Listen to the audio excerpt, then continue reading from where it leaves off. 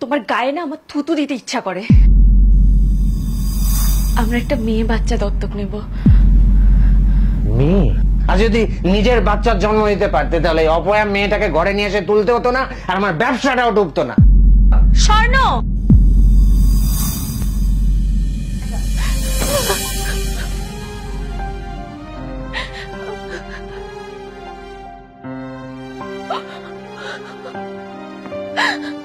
পূজা কেন কাঁদছো? পূজা ওঠো, ওঠো প্লিজ।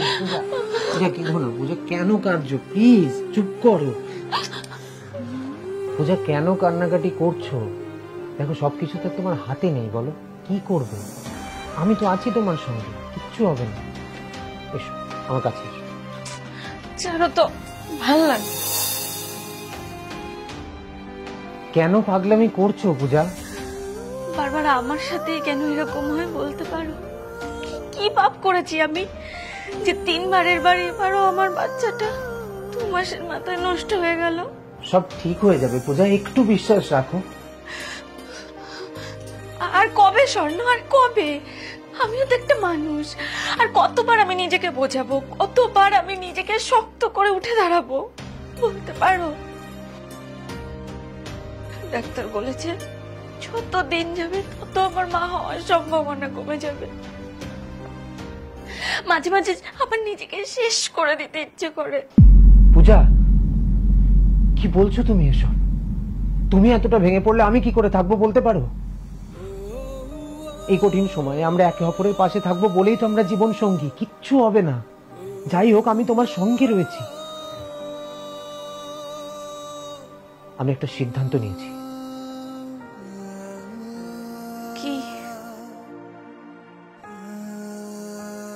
আমরা একটা বাচ্চা দত্তক নেব পূজা। কি? তুমি সত্যি একটা বাচ্চা দত্তক নিতে চাও? সত্যিই চাও? কিন্তু শোনো, তুমি তো সবসময় একটা নিজের বাচ্চা চেয়েছো। সবাই তো তাই চায় পূজা, সবাই নিজের বাচ্চাই চায়, কিন্তু যে আসবে সেও তো আমাদেরই বাচ্চা। আমাদের এই বাড়ি ঘর, আমার ব্যবসা সবকিছু তাকেই দেখতে হবে। তুমি ঠিকই বলেছো স্বর্ণ, আমাদের বাড়ি ঘর, আমাদের ব্যবসা সবকিছু আমাদের মেয়েই দেখে রাখবে। মেয়ে? হ্যাঁ, আমরা একটা মেয়ে বাচ্চা দত্তক নেব।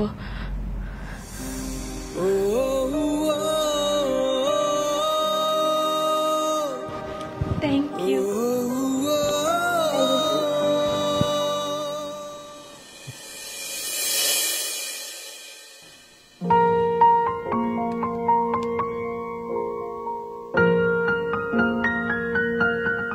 হ্যাঁ বলো। হ্যাঁ আজকে 2টো ব্যাংকে যাওয়ার কথা। না না, এই খেয়ে বেরোবো। ওকে।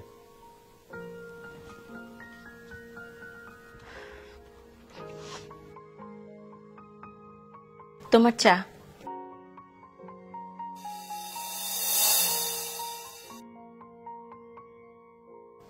বলছি আজ ফেরার সময় একটু খাসির মাংস নিয়ে আসবে।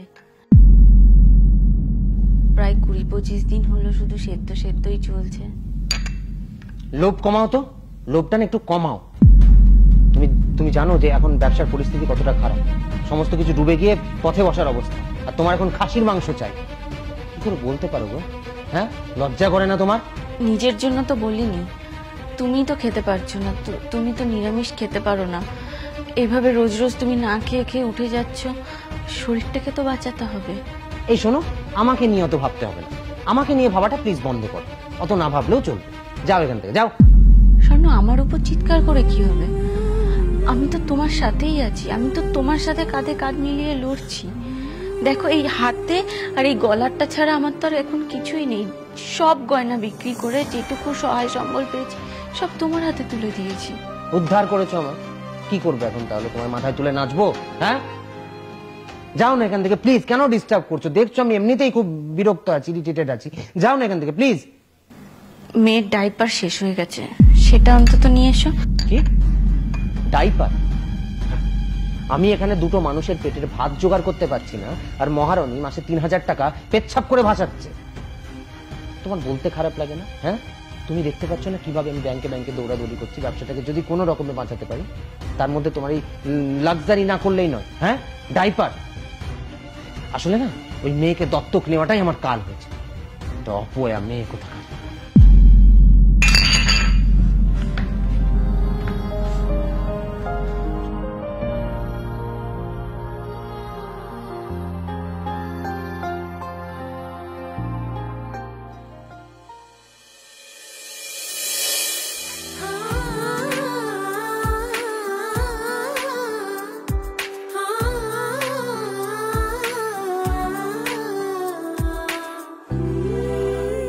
পূজা, এই পূজা। হ্যাঁ, ও তুমি এসে গেছো? জানো তো, গোলরাজ প্রথমবার আমাকে মা বলেছে।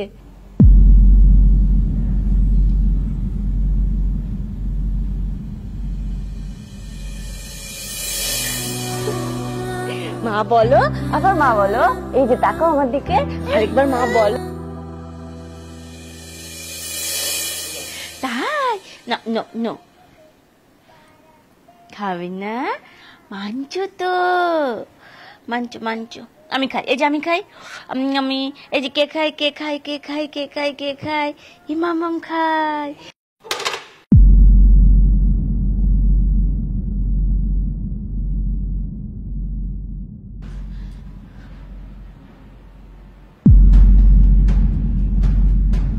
স্বর্ণ,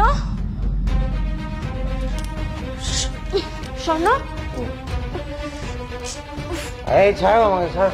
কি অবস্থা তোমার? এত মদ খেয়েছো যে উঠে দাঁড়াতে পারছো না। ওঠো, আস্তে আস্তে। আরে ছাড়ো, ধর। বসে এখানে। আরে ধর, ছাড়ো। এত নেশা কেন করো? আমি আমার টাকায় নেশা করি, নিজে রোজগার করি, নিজের সংসার চালাই, আর সেই টাকায় মদ খাই। আর আমি যা রোজগার করি সেই টাকা তোমরা দুজনে মিলে ধ্বংস করো।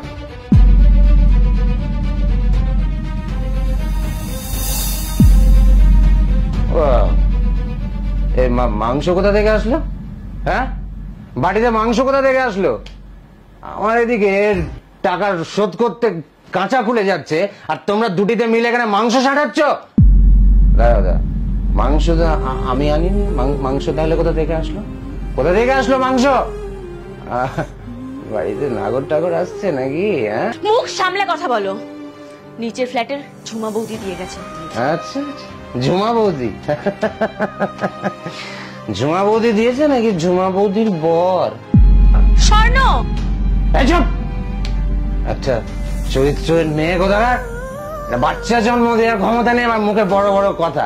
আর যদি নিজের বাচ্চার জন্ম দিতে পারতে তাহলে অপয়া মেয়েটাকে ঘরে নিয়ে এসে তুলতে হতো না, আর আমার ব্যবসাটাও ডুবতো না। স্বর্ণ, তুমি ওর সম্পর্কে এই ধরনের কথা একবারও ব্যবহার করবে না। বেশ করব, আলবাত করব। তুমি একটা অপয়া, ও একটা অপয়া। এই তোমরা দুজন অপয়াতে মিলে আমার ব্যবসাটাকে খেয়েছো, আমাকে খেয়েছো। তখন বারবার বলেছিলাম যে একটা ছেলে নাও, একটা ছেলে নাও, একটা ছেলে নাও। না, মেয়ে নেবে, মেয়ে। দেখো কি হলো আমার, দেখো। স্বর্ণ, আমি হাত জোর করছি, তুমি এখন চুপ করো। মানে মিলে আমাকে খেলো, আমাকে শেষ করে দিল। ও গলায় আবার সোনার চেন পড়েছে দেখছি। সোনার চেন, চেন আমি পড়াচ্ছি, পাচ্ছি আমি। স্বর্ণ ছাড়ো, স্বর্ণ ছাড়ো বলছি। দেখি চেন ছিঁড়েই না। স্বর্ণ ছাড়ো বলছি, ছাড়ো।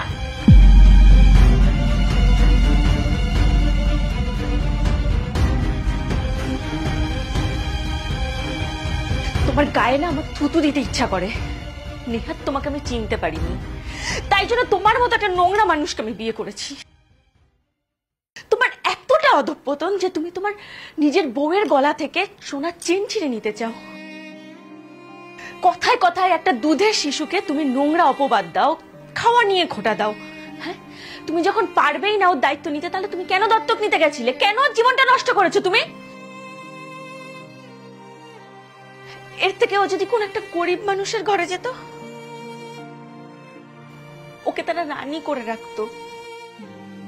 আমি শিওর ও যদি তোমার নিজের মেয়েও হতো, তাহলে তুমি ওর সাথে এরকমই করতে। তোমার নিজের ব্যর্থতার দায়গুলো তুমি ওর উপরেই চাপাতে,